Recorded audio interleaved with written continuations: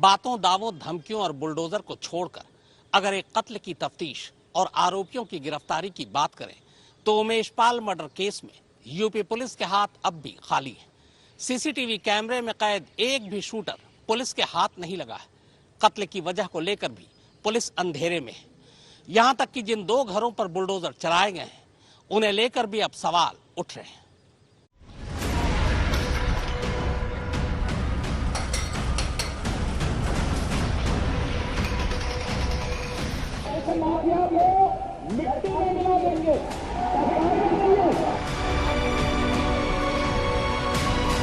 यदि विकास इसके अतीक की भी गाड़ी पलट जाएगी तो मुझे कोई आश्चर्य नहीं।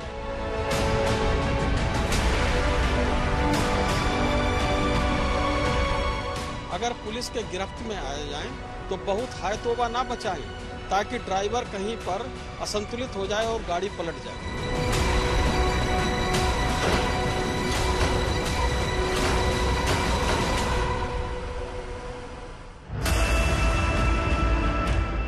बोल सब रहे हैं मगर सिर्फ बोल ही रहे हैं। उमेश पाल का कत्ल सचमुच किसने किया, क्यों किया, कत्ल की असली वजह क्या थी, कत्ल में कौन कौन से लोग शामिल थे, कत्ल का असली मास्टरमाइंड कौन है, सीसीटीवी कैमरे में कैद कातिल कहां छुपे हैं, इनमें से किसी का भी जवाब यूपी पुलिस के पास नहीं है।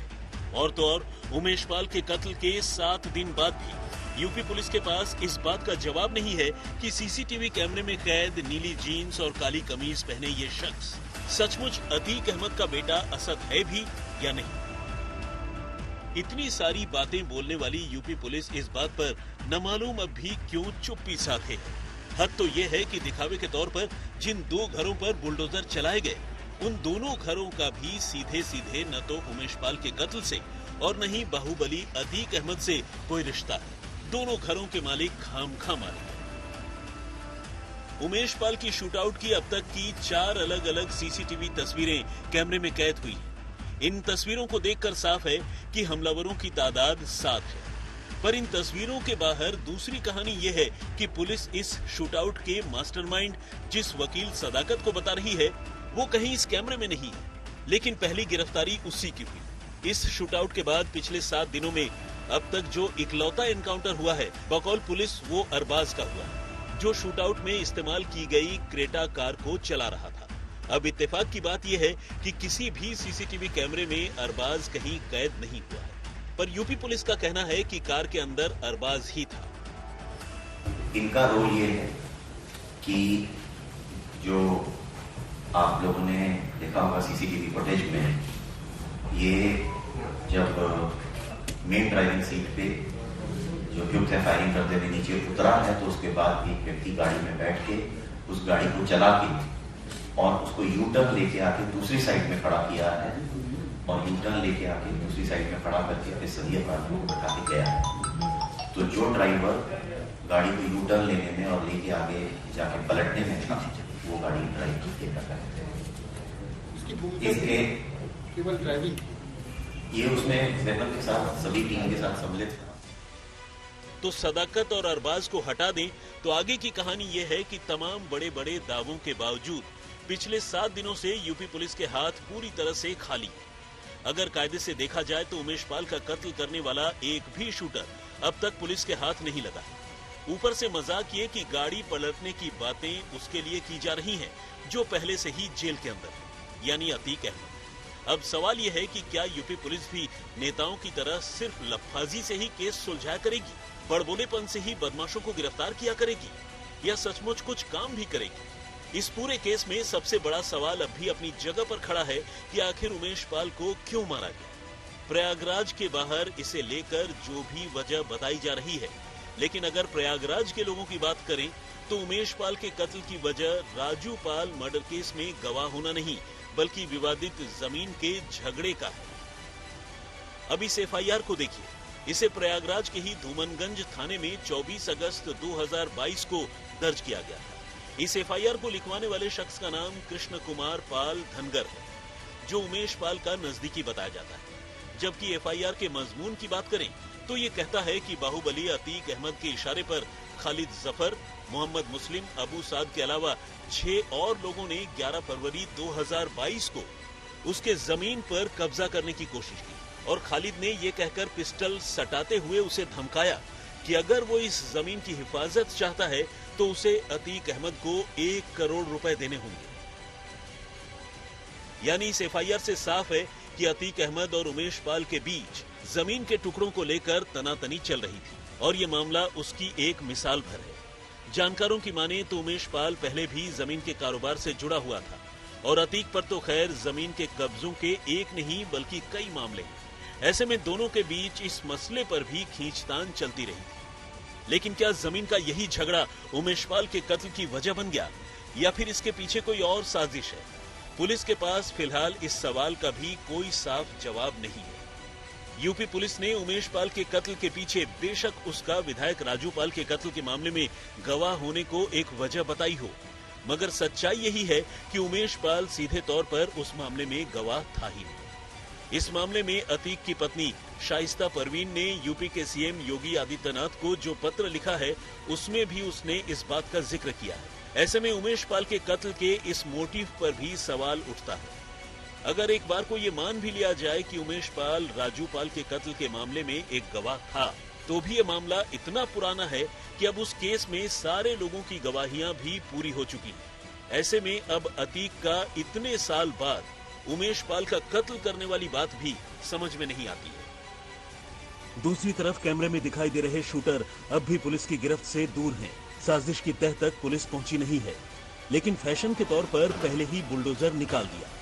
इस केस में अब तक जिन 2 घरों पर बुलडोजर चलाए गए हैं, अब जरा उनकी भी पूरी सच्चाई जान लीजिए। बुलडोजर वाली ये कार्रवाई प्रयागराज डेवलपमेंट अथॉरिटी यानी पीडीए की तरफ से की जा रही है। पीडीए की माने तो इस कोठी के मालिक सफदर अली हैं, जिन्होंने अपने इस मकान का नक्शा पास नहीं करवाया था, लिहाजा उनके मकान को धराशायी किया जा रहा है।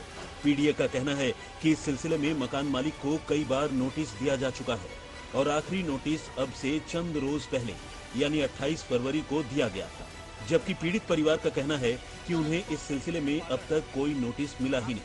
हालांकि पीडीए के इस नोटिस और नक्शे वाले खेल के पीछे मिट्टी में मिला देने वाली कार्रवाई के होने की बात तो साफ है, लेकिन खास बात यह है कि मकान मालिक का कहना है कि न तो उसका उमेश पाल मर्डर केस से कोई लेना देना है और न ही उसका बाहुबली अतीक अहमद से दूर दूर तक कोई वास्ता है।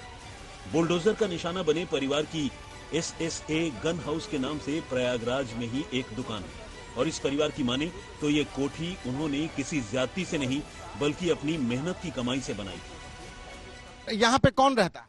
ये मेरे लड़के रहते हैं। आपने कोई अतीक गैंग से कोई संबंध है? कसता ही नहीं साहब, कभी नहीं। बाप आपके खिलाफ नहीं, कभी नहीं। कोई नोटिस दिया गया आपको?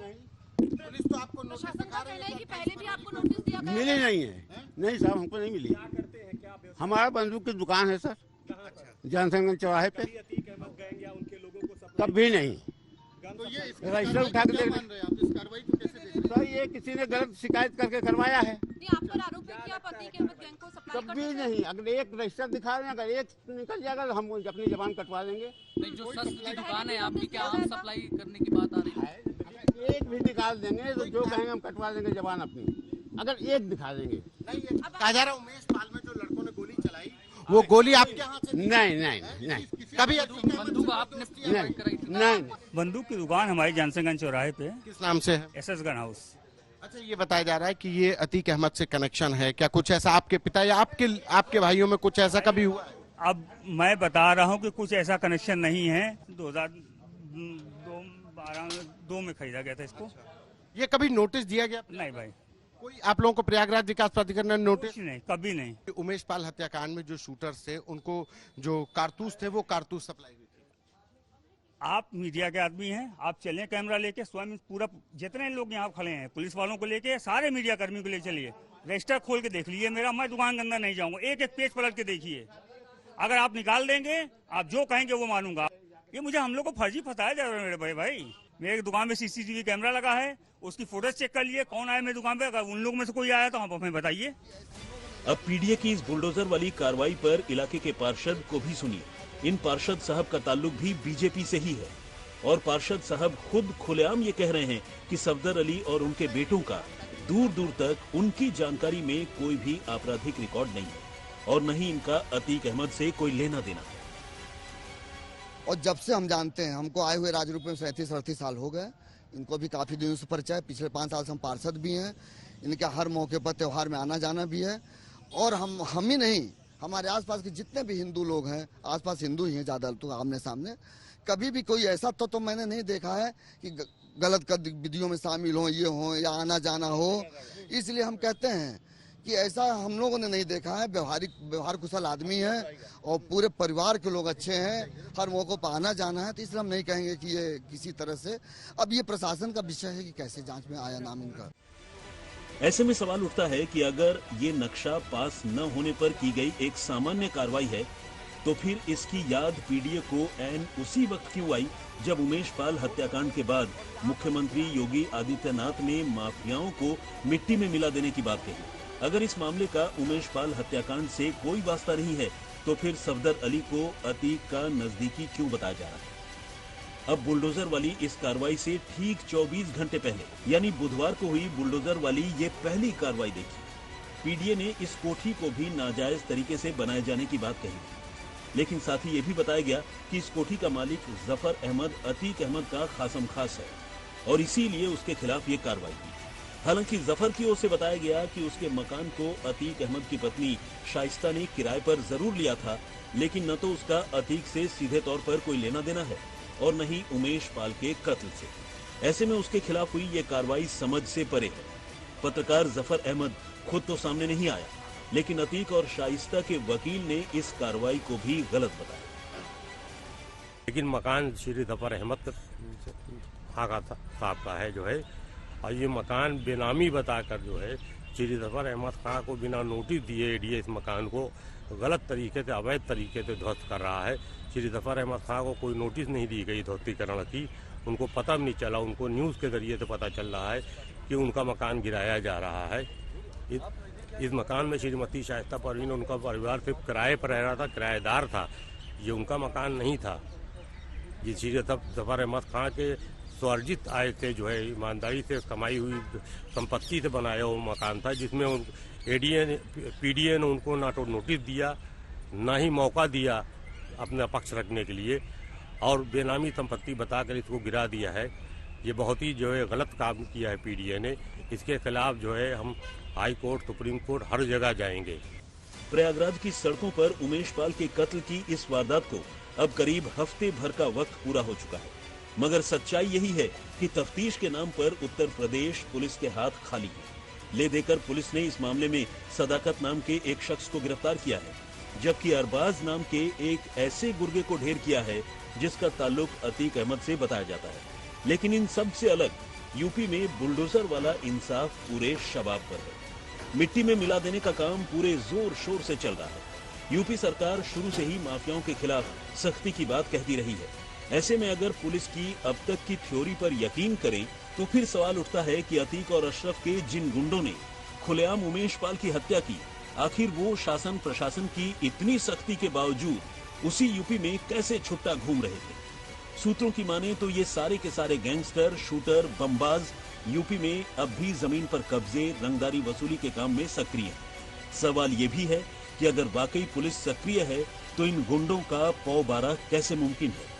इस वारदात के बाद पुलिस को इन सवालों का जवाब भी देना ही होगा। पंकज श्रीवास्तव के साथ संतोष शर्मा, प्रयागराज, आज तक। लगता है यूपी पुलिस इंतजार करती है कि पहले कुछ हो फिर वो अपना जलवा दिखाए। उमेश पाल मर्डर केस के बाद जिस तरह से यूपी पुलिस अब अतीक अहमद के गुर्गे और शूटरों के पीछे लगी हुई है, ये काम वो पहले भी कर सकती थी। अतीक अहमद के ज्यादातर शूटर और गुर्गे यूपी पुलिस के रडार पर थे, मगर तब पुलिस खामोश थी।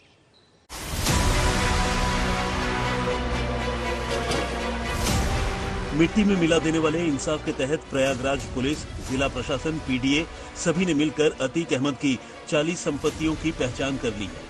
उन्हें शॉर्टलिस्ट किया गया है। फिलहाल ये पता लगाने की कोशिश जारी है कि क्या ये सब नाजायज तरीके से हथियाए गए या खरीदे गए थे या फिर नहीं। पीडीए कसारी मसारी, करेली, हरवारा, सादियापुरा, मुंडेरा, अटाला, गद्दोपुर समेत जिले के दूसरे इलाकों में भी अपनी पड़ताल चला रही है ताकि उसके मुताबिक कार्रवाई की जा सके। इससे पहले पुलिस ने नवंबर 2022 में अतीक की नाजायज संपत्तियों का एक डोजियर तैयार किया था और इसके बाद प्रयागराज, कौशाम्बी और लखनऊ में उसकी कई संपत्तियों की कुर्की की गई थी। गैंगस्टर एक्ट के तहत अतीक और उसके घरवालों की अब तक 150 करोड़ रुपए से ज्यादा की दौलत कुर्क की जा चुकी है। साथ ही प्रयागराज और आसपास के जिलों में 180 करोड़ रुपए से ज्यादा की संपत्ति मिट्टी में मिलाई जा चुकी है। सवाल ये भी है कि उमेश पाल के कत्ल में अगर वाकई अतीक का ही हाथ है तो फिर इस कार्रवाई के बावजूद उसके हौसले पस्त क्यों नहीं पड़े? फिलहाल पुलिस बताती है कि उसके गिरोह के लोगों की 85 करोड़ से ज्यादा की संपत्ति कुर्क की जा चुकी है और अब तक 570 करोड़ की संपत्ति मिट्टी में मिलाई जा चुकी है। ऐसे में आखिर उसके शूटर दिन दहाड़े किसी का कत्ल करने की हिम्मत कहां से जुटा लेते हैं? अब बात अतीक के डर और उस पर सुप्रीम कोर्ट में सुनवाई की। आपको पता है कि साबरमती जेल में बंद अतीक अहमद ने उमेश पाल हत्याकांड के बाद राज्य सरकार से अपनी जान को खतरा बताते हुए खुद को गुजरात से बाहर न भेजने की सुप्रीम कोर्ट से फरियाद की थी। अतीक के वकील ने इस मामले की सुनवाई अर्जेंट बेसिस पर करने की अपील भी अदालत से की थी, लेकिन कोर्ट ने गुरुवार को साफ कर दिया कि अब वो 17 मार्च को इस मामले की सुनवाई करेगा।